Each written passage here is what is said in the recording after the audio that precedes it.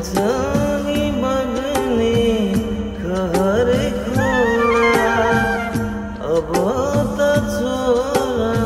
कुद्ने बोला छन्छनी बग्ने